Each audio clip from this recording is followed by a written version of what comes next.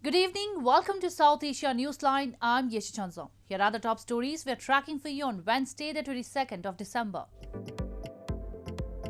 India's Omicron tally rises to 213, most cases in capital Delhi, Western Maharashtra state. Locals protest over absence of doctors' healthcare facilities in Pakistan-administered Kashmir. And Afghanistan's young Taliban fighters face the challenge of peace.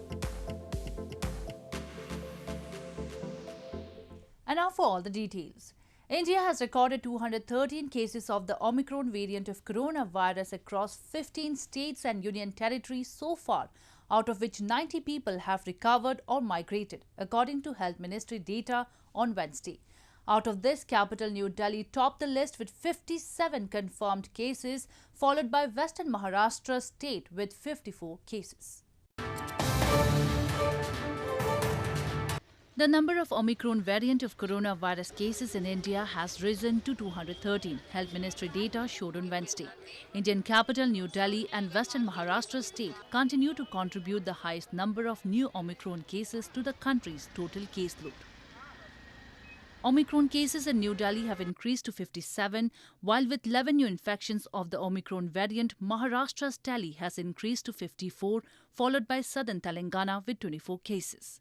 Warning that the Omicron variant of COVID-19 is at least 3 times more transmissible than the Delta variant, the centre on Tuesday directed states to impose strict restrictions in districts reporting high positivity rate, including imposition of night curfew, strict regulation of large gatherings and containment measures. The states have also been asked to ensure 100% vaccination coverage. Earlier, Health Minister Mansukh Mandavia told Parliament that a study on the effectiveness of the vaccines against Omicron was underway and that a decision on the booster dose would be taken once the experts gave their suggestions. On being asked about the severity of emerging COVID variant, Dr. V.K. Paul, member held Niti Aayog on Wednesday, said any change in the pattern of the presentation of the emerging cases are being watched very carefully. We have said, and as the Honourable Health Minister Sahab has said in the Parliament, the need and the timing and the nature of boosting, if any, will be based on scientific decisions, scientific thinking, and that is what the government is engaged. Meanwhile, India recorded 6,317 new cases of COVID-19 and 318 deaths in the last 24 hours, taking the country's active caseload to 78,190, the lowest in 575 days. Indian Prime Minister Narendra Modi will hold COVID-19 review meeting on Thursday in wake of Omicron spread. India's Vice President Venkaiah Naidu on Wednesday lamented that the performance of the Rajya Sabha, the upper house of the parliament, was below expectations as he announced the adjournment of parliament sine die on Wednesday, a day ahead of the original schedule. The winter session of the parliament witnessed several disruptions and protests due to suspension of 12 opposition lawmakers for their unruly conduct in the previous monsoon session in August. Both the houses of the Indian Parliament were adjourned sine die on Wednesday, a day ahead of the original schedule. In his brief valedictory remarks, Vice President of India Venkaiah Naidu, who is the Rajya Sabha chairman, said that the performance of the upper house in the winter session was below expectations. The upper house witnessed several disruptions and protests during the session following the suspension of 12 opposition party members for their unruly conduct in the previous session in August, which the opposition termed absolutely wrong. Around 10 bills were passed in this winter session, some of which include the Election Laws Amendment Bill, the Farm Laws Repeal Bill, and the Dam Safety Bill. I am not happy to share with you the House functioned much below its potential. I urge all of you to collectively and individually reflect and introspect if this session could have been different and better. Meanwhile, Om Birla, the Speaker of the lower house Lok Sabha, said that the productivity was recorded at 82%, while more than 18 hours were lost due to protests. The winter session, which started on November 29, was scheduled to conclude on December 23. India's Foreign Secretary Vardhan Shringla began his 2-day visit to Myanmar on Wednesday. This is the first such high-level outreach from India since the military government took over in February this year after removing the civilian government led by Aung San Suu Kyi. The country witnessed massive protests following the coup. India's Foreign Ministry in a statement said Shringla will hold discussions with the State Administration Council, political parties and members of the civil society. The powerful State Administration Council is headed by General Min Aung Hlaing. The visit comes exactly 2 weeks after India said on December 7 that it is disturbed by the verdicts relating to Myanmar's ousted leader Suu Kyi and others. The Nobel Peace laureate was sentenced to a 4-year jail term by a Myanmar court which held her guilty of inciting dissent in the first of a series of verdicts. Her sentence was later reduced to 2 years in jail. Moving on, locals and traders in Pakistan-administered Kashmir's Hatiyan Bala staged a protest recently over absence of doctors from their duties and lack of proper healthcare facilities in the illegally occupied region. The protesters blamed the situation has forced the residents to go to faraway places for treatment, while the government has continued to ignore their plight. Locals and traders in Hatiyan Bala in Pakistan-administered Kashmir held a protest recently over absence of doctors and lack of proper healthcare facilities in the illegally occupied region. The protesters highlighted doctors at the district hospital remain absent from their duties, forcing the residents to roam here and there for treatment.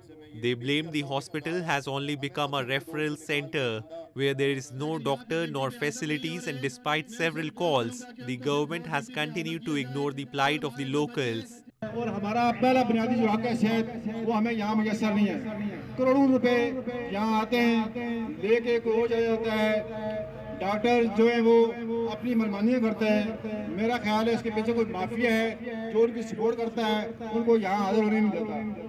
हुकूमत के वक्त का फर्ज है कि वो इन doctors को हाजिर करे या इनको फारिग कर दे और अस्पताल को बंद कर दे। कि इससे बेहतर यही है कि इस हॉस्पिटल को एक रेफर सेंटर का दर्जा दे के अंदर उसके वेटिंग हॉल बना दे, बाहर एक मुंशी बैठा दे, जो भी जाए उसको एक पर्ची दे दे, आप इस्लामाबाद चले जाएं, आप अहमदाबाद जाएं या मुजफ्फराबाद जाएं। इससे आगे इस हॉस्पिटल का कोई मसरफ है ही नहीं। Locals say they have now become increasingly intolerant of the Pakistani occupation as Islamabad consistently maintains a negligent attitude towards the illegally occupied territory and ignores even their basic demands.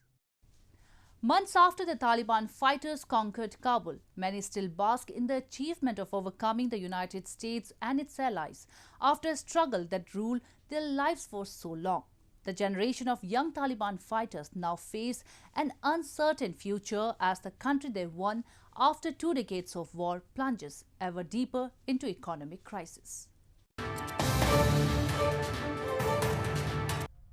The generation of young Taliban fighters that conquered Kabul has gone through the euphoria of victory to face an uncertain future as the country they won after 2 decades of war plunges ever deeper into economic crisis.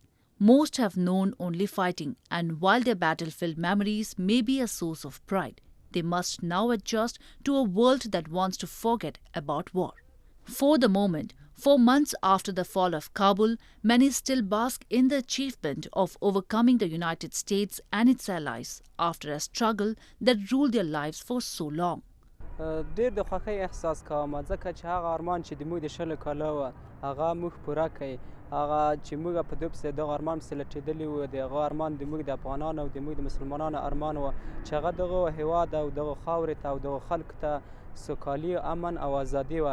For many in Kabul, the sight of the long-haired fighters on the streets caused only shock and fear.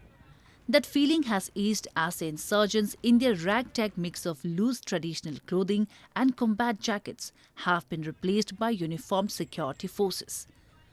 But fears of revenge against anyone associated with the former government remain, and there are concerns over what will happen to women and to girls who are still largely excluded from the high school education.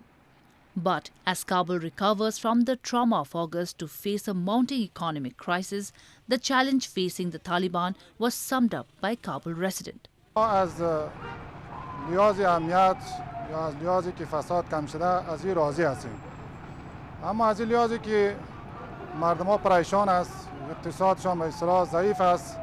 در این روزها به مشکلات دست و پنجه نرم میکند. مامورین دولت معاش ندارند، 2 ماه 3 ماه میشه و کسایی که کسب کار بودن و برای اونا کار نیستن، اونا از این لحاظ مشکلات دارند.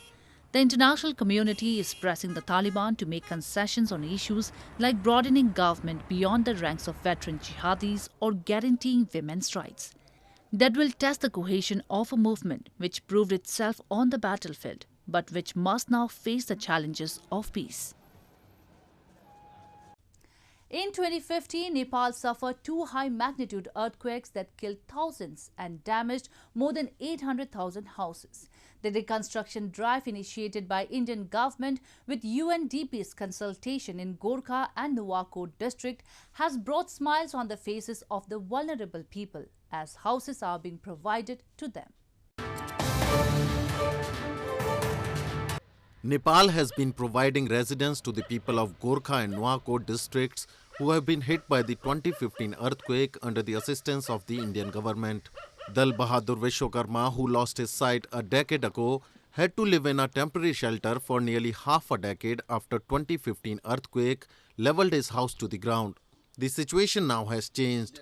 The local government, in assistance with the United Nations Development Programme, UNDP and the Government of India, has provided land and built a house for the family of Dal Bahadur. He is one of the first families who have shifted lately to relocated group of 13 households in Palungtar municipality of Gorkha. हामी यही डाँडा बस्थ्यौं, यही डाँडामा यही माथि डाँडामा थियो भाइको जग्गा, त्यही बसिरहेको थियौं। भाइले बेच्यो अनि दिएन, अनि नदिएपछि अनि यहाँ झर्यो। The Nepal Housing Reconstruction Project NHRP, functional under the aid of the Indian government, has reached to earthquake victims who need assistance and help that is crucial to get the aid from the government as well as to construct their house. पहिला चाहिँ जग्गा पनि अब सुकुम्बासी अब जग्गा पनि थिएन उहाँहरुको चाहिँ र उहाँहरुको चाहिँ अब जग्गा नभएको कारणले गर्दाखेरि चाहिँ अब हाम्रो इन्जिनियर सरहरु हामी म लगायत इन्जिनियर सरहरु र हाम्रो टिम कोर्डिनेटर सरहरु चाहिँ हाम्रो चाहिँ नगरपालिका वडासँग कोर्डिनेसन गरेर चाहिँ यहाँहरुको चाहिँ अब जग्गा पनि अब नगरपालिकाले चाहिँ अब यो अहिले यहाँ 13 घर छ त्यो घरहरुमा चाहिँ अब 2-2 लाख रुपैयाँ चाहिँ अब जग्गाको लागि मिलाएर अनि पछि उहाँहरुलाई फेरि अब सम्झौता कार्ड पनि वितरण गरिरह्यो. In 2015, Nepal suffered 2 high-magnitude earthquakes that left around 9,000 people dead and more than 22,000 injured. Indian government has committed to $150 million as post-earthquake assistance package on housing sector to provide financial and technical support for the reconstruction of 50,000 beneficiaries, including $100 million grant and $50 million under the 4th line of credit.